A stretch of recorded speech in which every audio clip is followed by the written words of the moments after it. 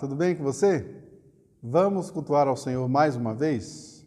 Abra sua Bíblia no Salmo de número 20 e leia comigo o Salmo de número 20. O texto que diz assim: O Senhor te responda no dia da tribulação. O nome do Deus de Jacó te eleve em segurança. Do seu santuário te envie socorro e desde Sião te sustenha. Lembre-se de todas as tuas ofertas de manjares e aceite os teus holocaustos. Conceda-te segundo o teu coração e realize todos os teus desígnios. Celebraremos com júbilo a tua vitória e em nome do nosso Deus hastearemos pendões. Satisfaça o Senhor a todos os teus votos. Agora sei que o Senhor salva o seu ungido. Ele lhe responderá do seu santo céu com a vitoriosa força de sua destra. Uns confiam em carros, outros em cavalos. Nós, porém, nos gloriaremos em o nome do Senhor nosso Deus. Eles se curvam e caem. Nós, porém, nos levantamos e nos mantemos de pé. Ó Senhor, dá vitória ao Rei. Responde-nos quando clamarmos. Adoremos ao Senhor com o hino 144, Alegria e Segurança. Hino do Inário, Novo Cântico 144.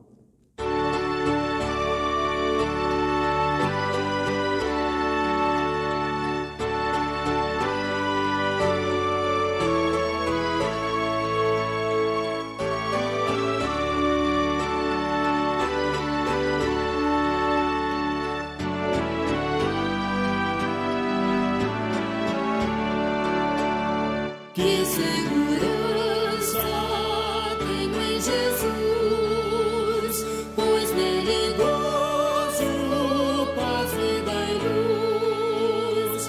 Com Cristo herdeiro, Deus me aceitou, mediante o Filho que me salvou. Conto esta história cantando assim: Cristo na cruz foi morto por mim. Conto esta história cantando assim: Cristo na cruz foi morto por mim.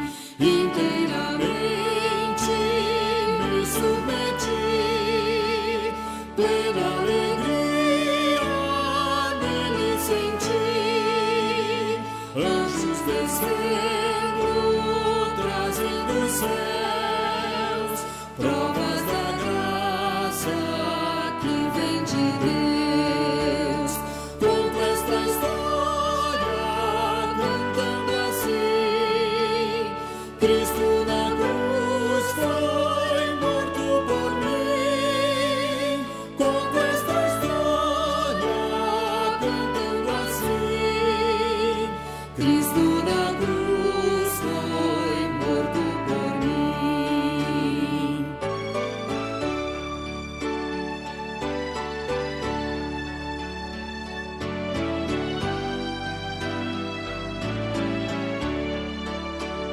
Firmado em Cristo, no seu amor, estou contente em meu Salvador.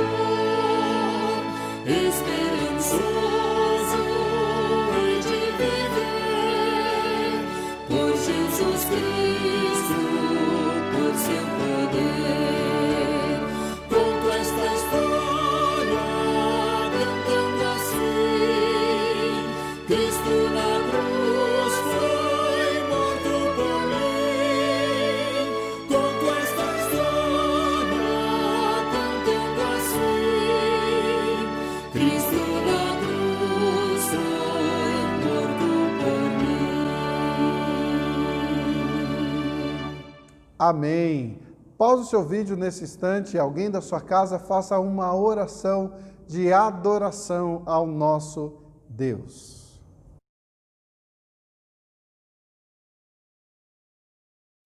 Amém. Oremos com o nosso irmão Diácono Clóvis. Graça e paz, irmãos. Tudo bem com vocês? Vamos orar?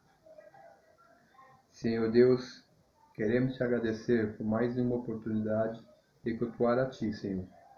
Agradecemos por seu cuidado, pelo seu amor e por estar sempre ao nosso lado. Fortaleça e abençoe as nossas famílias.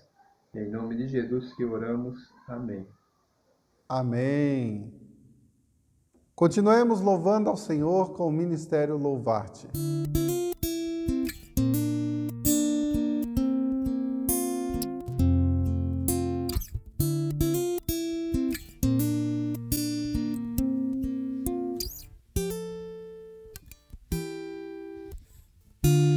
Porque dele, por ele,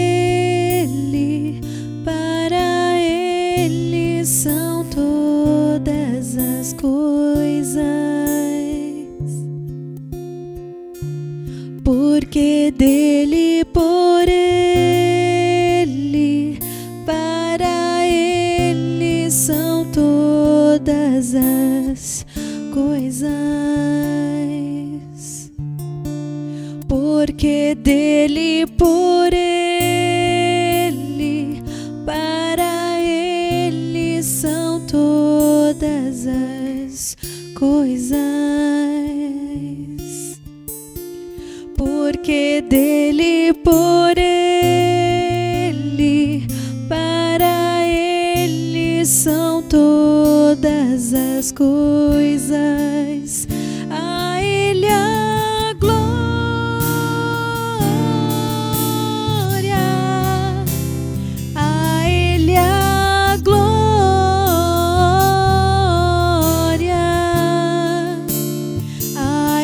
A glória para sempre. Amém.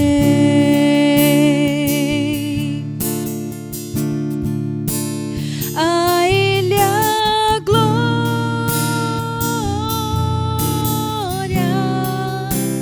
A ele a glória.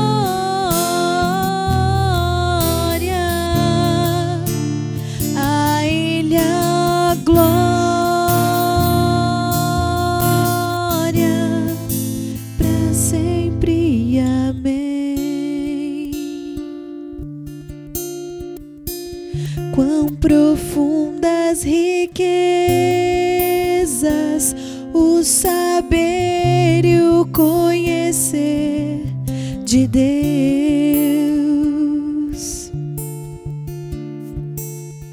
Quão insondáveis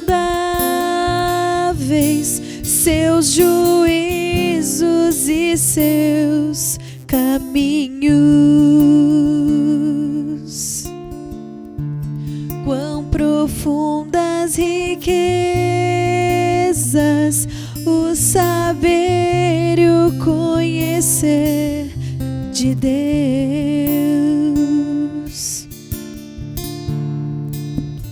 Quão insondáveis seus juízos e seus caminhos. A ele a glória.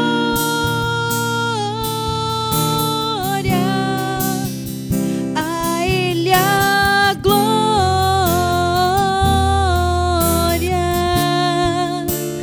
A ele a glória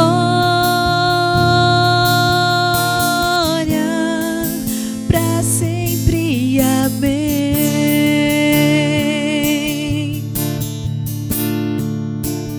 A ele a glória.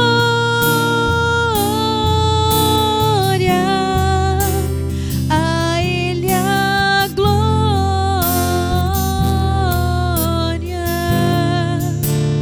A ele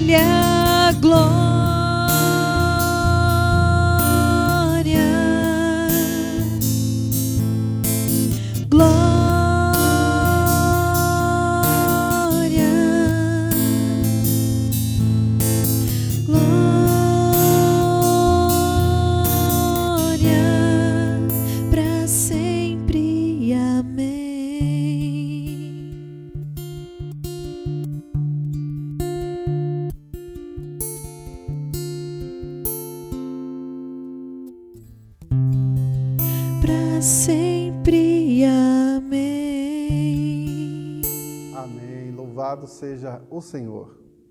Hoje teremos um convidado especial para marcar aí a transição, né, da primeira fase para a segunda fase aí dos Salmos. Chegamos à metade, um pouco mais da metade dos Salmos de romagem e nós convidamos o reverendo Lenierson Alisson Cupertino, que é um grande amigo, pastor da Igreja Presbiteriana de Cidade Dutra, que trará a mensagem de hoje. Que Deus fale aos nossos corações e você possa ser abençoado pela mensagem do Evangelho. Olá, eu gostaria de saudar a amada Igreja Presbiteriana Parque Veredas com a graça e a paz do nosso Senhor Jesus e a você que eventualmente nos ouve, que não faz parte dessa igreja. Para nós é um privilégio muito grande poder compartilhar a palavra de Deus, rogando que Deus derrame graça sobre a vida dessa igreja, sobre a vida do conselho desta igreja, na pessoa do reverendo Alan, meu amigo, meu irmão e companheiro de ministério. Que Deus continue abençoando a cada um de vocês. Vamos, nesta hora então, ler a palavra do Senhor e ouvir a sua mensagem. Abra sua Bíblia comigo no Salmo 127, será o texto da nossa meditação nesta hora, por meio da exposição da palavra de Deus. Salmo 127, vamos ler todo o Salmo do verso 1 até o verso 5, este que é um Salmo de Salomão, né? Um dos salmos de peregrinação.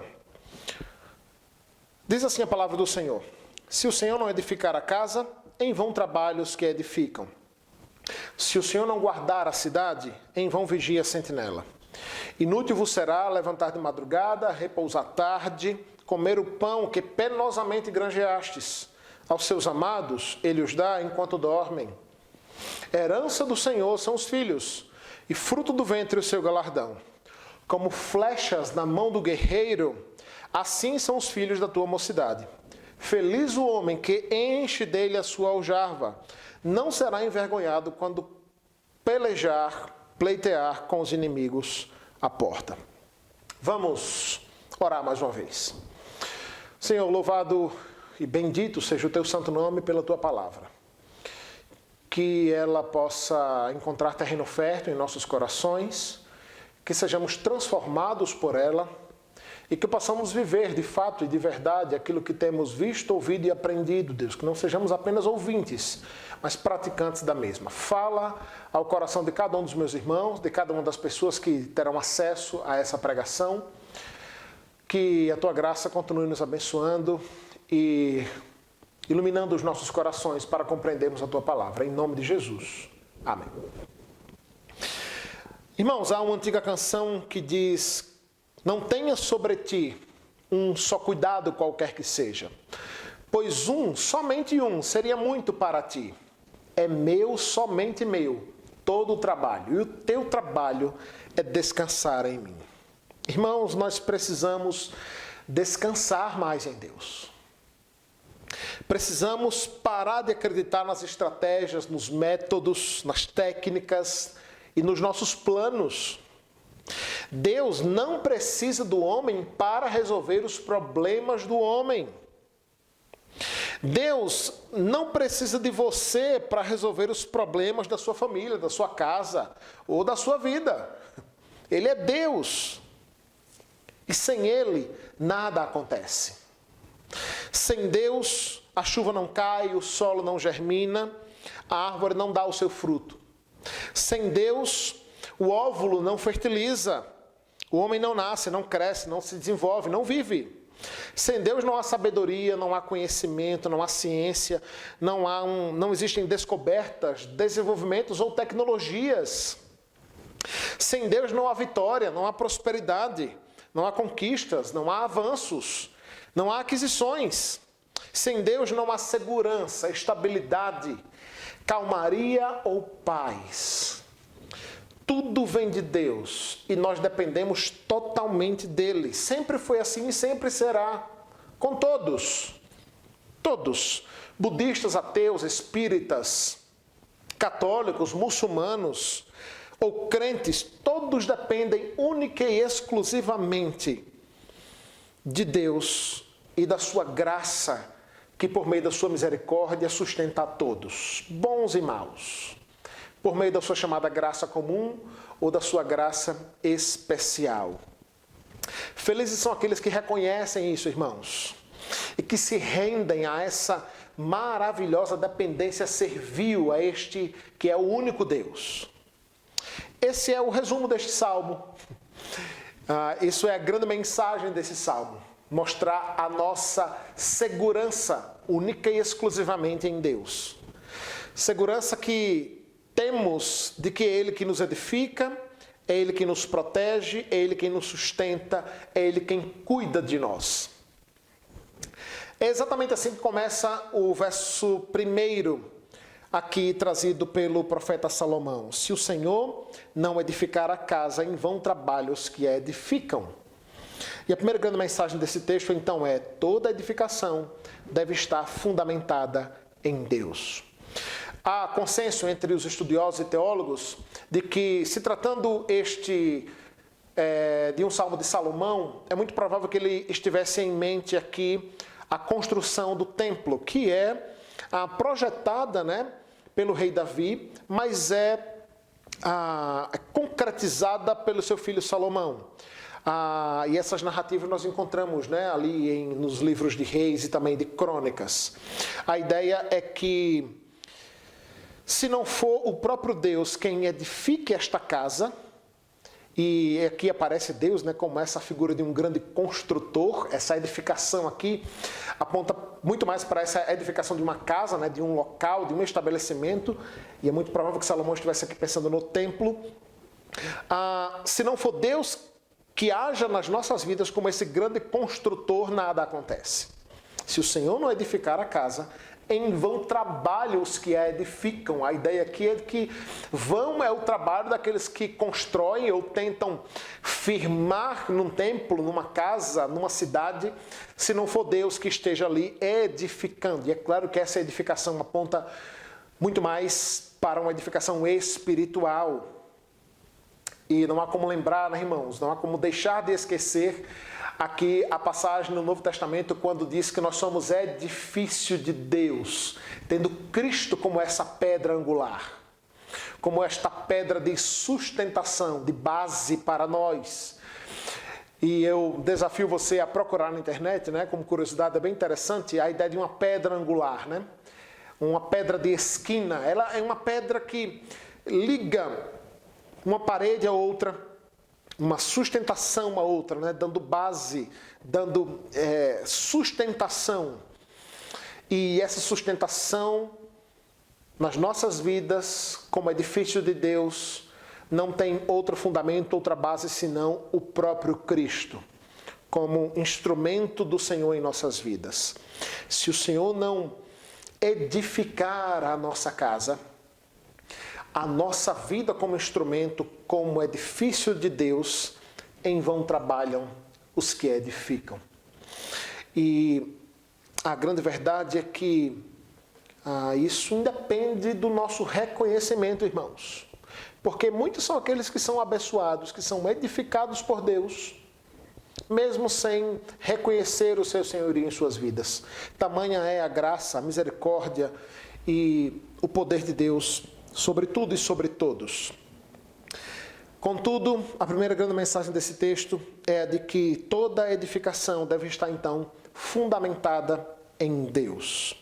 Em segundo lugar, esse texto nos mostra que somente Deus pode nos dar segurança.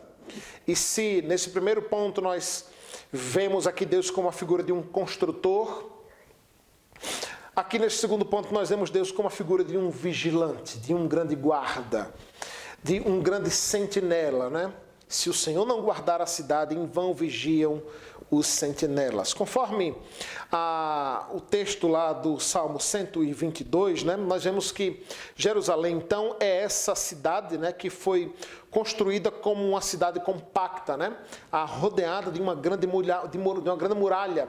Relatos históricos, irmãos, contam que as muralhas que rodeavam a Israel eram tão grandes que poderiam passar 2 carruagens, uma ao lado da outra. tamanho era a largura destes muros, né? Esse era um período onde as cidades eram de fato muradas, né? E eram alicerçadas, né? Com bases ou torres de vigia, né? Era rodeada então de um exército que guardava e segurava, trazia a segurança, então fazia segurança para esta cidade. É nesse contexto, né? Então que o salmista diz que se não for o Senhor quem guardar essa cidade, em vão vigia a sentinela. Essa sentinela, irmãos, funcionava 24 horas, né?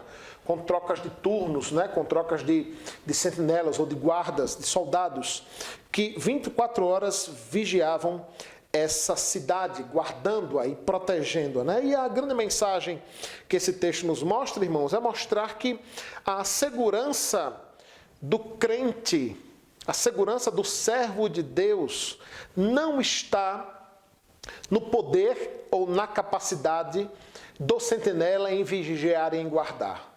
Até porque, irmãos, a história nos mostra e a prática nos deixa ver o quanto essa vigilância pode ser falha, pode ser fraca, pode ser fútil, pode ser violável. Nós temos no Brasil, irmãos, por exemplo, há uma bela ilustração disso, né, que até se tornou filme. O dia onde um grupo muito bem aparelhado, treinado e planejado assaltou o nosso Banco Central, roubando mais de 164 milhões por meio de túneis do Banco Central, irmãos. Teoricamente, um dos lugares mais seguros do Brasil, quiçá do mundo, né? Com um sistema de segurança avançadíssimo. Dizem os pesquisadores, né? Os jornalistas e também a polícia, né? Com dados na polícia, de que eles não souberam ao certo a quantidade, né? Mas fizeram um cálculo com base no peso das notas que foram roubadas, e chega próximo a 3,5 toneladas de cédulas em dinheiro que foram roubados dali. Irmãos, isso é uma prova cabal de que toda segurança, ela só está, de fato, garantida se ela estiver fundamentada em Deus. Isso quer dizer que a gente não tem que botar o cadeado na porta? Isso quer dizer que a gente não tem que colocar cerca elétrica? Isso não quer dizer que nós não temos que tomar medidas de segurança? Na nossa igreja presbiteriana na cidade de Dutra, esse período de pandemia, nós decidimos tirar o som dali de onde nós fazemos o templo, né? Tiramos a mesa, tiramos as caixas de som. Nós confiamos em Deus? Confiamos. Mas a gente confia em Deus e tranca a porta. A gente confia em Deus e põe o alarme. A gente confia em Deus e põe um sentinela para vigiar. Nenhuma coisa nem outra, né, irmãos? Há quem olhe para esse texto e ache que é descartável, né, ou dispensável a qualquer ação do homem.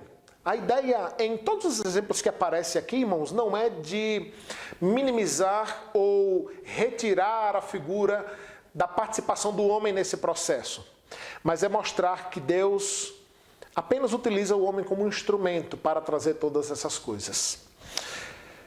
Em vão vai trabalhar aqueles que edificam uma casa se for sem Deus, mas com Deus ele precisa trabalhar para edificar a casa. Em vão vai vigiar o sentinela se Deus não estiver protegendo a casa, mas Deus protege a casa utilizando-se do sentinela, do guarda que vigia. Mas a grande mensagem é mostrar que a nossa confiança de fato tem que estar no Senhor e não nessas coisas. Nós fazemos aquilo que está ao nosso alcance, mas confiamos em Deus. Confiamos na graça que por meio de Cristo opera em nós. Eu acho que tem um salmo que eu gosto bastante que representa bem isso, né?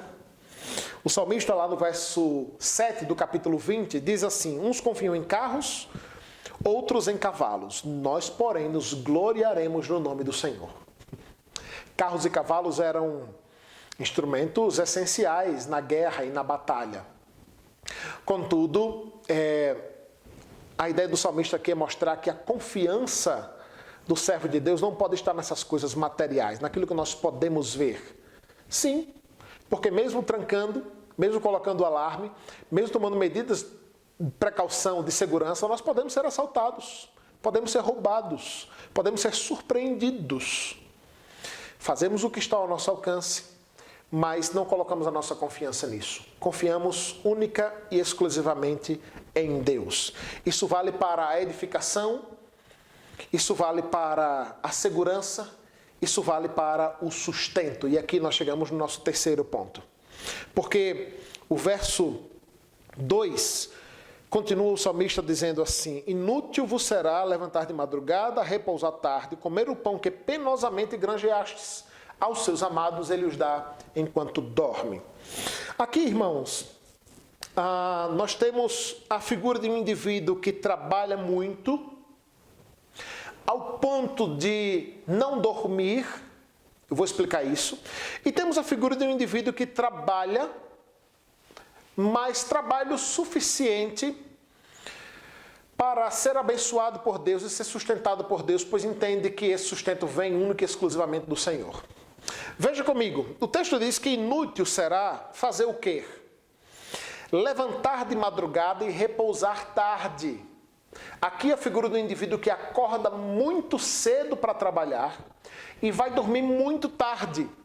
Você consegue ver isso aqui? Aqui é exatamente isso, a figura do indivíduo que dorme poucas horas. E durante todo o resto do tempo, ele está fazendo o quê? Trabalhando. Irmãos, nós vivemos num contexto, social, onde trabalha muito é motivo de orgulho, O indivíduo se gaba de dizer que ele trabalha 8, 10 horas por dia. E isso é muito bom, porque o contrário disso, a preguiça é pecado. E Deus fez o homem para o trabalho. Diferente do que muitos pensam, falam, O trabalho não é fruto do pecado, mas o trabalho foi prejudicado, foi dificultado com o pecado. Mas o trabalho já existia antes mesmo do pecado, Deus deu trabalho a Adão e a Eva antes deles pecarem. Mas a ideia é que o nosso sustento não vem dessas coisas. A base do sustento de Deus para nós, e aqui a gente fala do sustento mesmo material, no que se refere a alimento, a pagar contas, ao sustento financeiro, físico, a estrutura de uma casa, ou do alimento diário, ou das vestimentas e das roupas, a ideia é que tudo isso vem de Deus. Deus apenas se utiliza do seu trabalho, do seu emprego, da sua profissão para te dar isso. Mas quantos casos conhecemos, irmãos, de pessoas que passam meses desempregadas e não passam fome? É Deus quem sustenta. É Deus quem sustenta. Deus se utiliza do seu emprego para lhe dar o sustento diário, mas Ele não precisa dele para fazer isso. Ele mesmo determinou que era por meio do seu trabalho que ele iria lhe sustentar. Mas se temporariamente, por doença, por desemprego ou por qualquer outro motivo você ficar sem um emprego, Deus continuará lhe dando o sustento diário, necessário. Aquilo que exatamente você precisa. É por isso que o texto diz, olha, é inútil levantar tarde, levantar cedo, dormir tarde e comer o pão que penosamente você conquistou, se não entender que esse sustento vem única e exclusivamente de Deus. Por quê? Porque aqueles a quem Deus ama, os seus filhos, aqueles que Ele cuida, Deus dá enquanto o quê? Enquanto dormem. Enquanto dormem. O que o salmista está querendo dizer aqui é único e exclusivamente o seguinte, irmãos. O trabalho é apenas um instrumento de Deus, porque Deus pode lhe abençoar até mesmo quando você não está trabalhando. Até mesmo quando você não está fazendo nada. Até mesmo quando você está descansando. Enquanto você dorme, Deus providencia para você o sustento. Enquanto você dorme e descansa, Deus providencia para você aquilo que você precisa. Não, tenha muito cuidado. Isso não é um incentivo à preguiça ou a um sono eterno, não é? A Bíblia diz que a gente deve aprender com a formiga. A formiga acorda cedo, irmãos, trabalha o dia todo, trabalha todos os dias, preparando-se, para momentos difíceis. Precisamos trabalhar. Precisamos nos esforçar para sermos pessoas dedicadas no trabalho. Mas a nossa confiança e o nosso sustento, precisamos entender que não vem dessas coisas, né? A mensagem aqui não é outra, irmão, senão Cristo dizendo: eu sou a videira e vocês os ramos. Quem está comigo e eu com ele, esse dá muito fruto, porque sem mim nada podeis fazer. Sem Cristo nós não somos nada, não fazemos nada, irmãos. Tudo vem dele e é ele mesmo que nos capacita a vivermos dessa forma. Ele conquistou isso na cruz do Calvário por nós. E nós devemos nos assegurar nisto. É interessante que algumas pessoas chegam para mim e dizem assim: ah, pastor, não deve ser fácil, né? Porque o pastor depende totalmente de Deus, né? E as pessoas que falam isso, né, falam porque sabem que o sustento pastoral vem de dízimos e oferta dos irmãos. E às vezes eu fico assim me perguntar, de onde ele acha que vem o sustento dele? Se o pastor depende totalmente de Deus, no que se refere ao sustento, ao salário, ao dinheiro, ele acha que o dele depende de quem? Do emprego dele? Do concurso? Do currículo? Da capacidade? Do serviço, da empresa a qual ele trabalha, do governo, do país? Tudo vem de Deus, irmãos. Nós dependemos única e exclusivamente dele. Mas sim, ele se utiliza de instrumentos para nos assegurar, para nos proteger e para nos guardar. O nosso quarto ponto nos lembra que Deus cuida e protege-nos por meio dos nossos filhos. Veja que lindo isso, né? O salmista apresenta aqui. É Deus protegendo, guardando, trazendo segurança e proteção física por meio dos filhos. Eu sei que muitos utilizam esse texto para falar acerca de família e do quão é bênção ter muitos filhos. Quem me conhece sabe que eu sou um defensor, um apologeta, né, de se ter muitos filhos mesmo, mas eu entendo que não é esse o foco do texto aqui. Né? O foco do salmista aqui, no contexto onde ele fala de segurança, de proteção, de sustento, é mostrar que os filhos servem como uma grande proteção para os pais. Interessante isso, né, irmãos? Vejam o que diz os versos 3 ao 5. A herança do Senhor são os filhos, e o fruto do ventre o seu galardão, a sua recompensa. Como flechas na mão do guerreiro. Comece a observar aqui a ilustração de Salomão. Assim são os filhos da sua mocidade. Ele utiliza uma linguagem militar aqui, né? Uma linguagem belicosa, comparando filhos a flechas. Num contexto mais próximo, irmãos, aonde nesse período não haviam as armas de fogo, né? Não seria erro ou exagero algum dizer que Salomão está aqui comparando filhos a balas. Filhos a balas. Como flechas na mão do guerreiro, assim são os filhos da sua mocidade. Feliz o homem que enche deles a sua aljava. Não será envergonhado quando pleitear com os inimigos à porta. Aqui a ilustração é clara, direta e simples, irmãos. É Deus trazendo proteção aos pais por meio dos filhos. Esse era um período, né, irmãos, onde as questões judiciais, né, os problemas de relacionamento e tudo mais, eram resolvidos no tete a tete, né, no mano a mano. Era um período muito belicoso, de muitas guerras, de muitos conflitos pessoais, né, de muitos conflitos corpóreos. É interessante, né, irmãos, porque a gente vive num tempo onde esse é um tema bem complicado, né, bem complexo, mas esse é um período, irmãos, onde homens e servos de Deus andavam com a espada na cintura, andavam com seu arco e flecha. E a ideia aqui é justamente a ideia de um homem, uma mulher, que diante de possíveis ameaças de inimigos à sua porta, na sua propriedade, tem os filhos para defendê-los. Tristes são aqueles que, diante de uma briga, não têm filhos para defendê-los.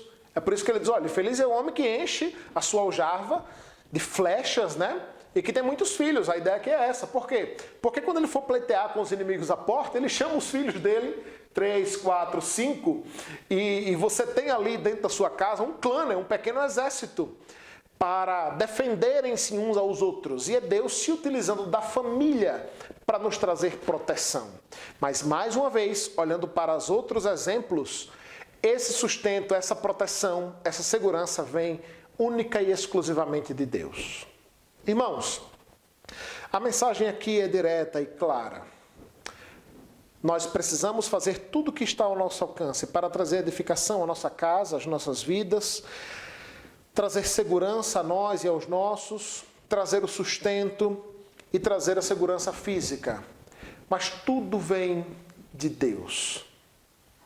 Isso nos dá, irmãos, uma certeza e uma segurança de que precisamos descansar nele. Descansar nele, sabendo que ele tem cuidado de nós. Ele tem cuidado de nós. A minha oração é que nós possamos descansar nele cada vez mais, fazendo tudo o que está ao nosso alcance para cumprirmos aquilo que cabe a nós, mas entendendo que nós somos apenas instrumentos, apenas vasos nas mãos de Deus. Por meio de Cristo conquistamos o livre acesso a Deus e podemos buscá-lo, orar a Ele e buscá-lo em oração onde quer que estejamos, rogando que o Seu Espírito Santo capacite-nos a viver isso de fato e de verdade. Estamos vivendo num tempo assim. Muitos têm colocado a sua esperança ou a sua confiança neste ou naquele homem, neste ou naquele governo, na descoberta de uma vacina, numa solução mágica para a economia, na segurança de seu emprego.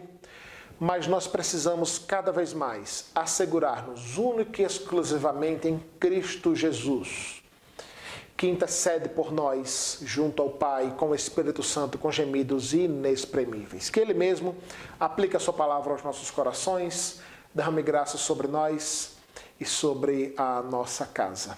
Vamos orar rogando assim a bênção do Senhor sobre nós. Deus, nós louvamos e bendizemos o Teu nome e rogamos que o Senhor aplique essa palavra aos nossos corações. Dá-nos uma semana de paz, derrama da Tua graça sobre nós, protege-nos, guarda-nos, livra-nos de todo mal, Deus. Nós confiamos em Ti e na força do Teu poder. Em nome de Jesus. Amém. Que Deus te abençoe, derrame graça sobre você. Eu agradeço mais uma vez a oportunidade de falar para essa igreja, falar para os irmãos, rogando a bênção de Deus sobre cada um de vós. Que Deus derrame graça sobre você e te abençoe, dando-te uma semana de paz.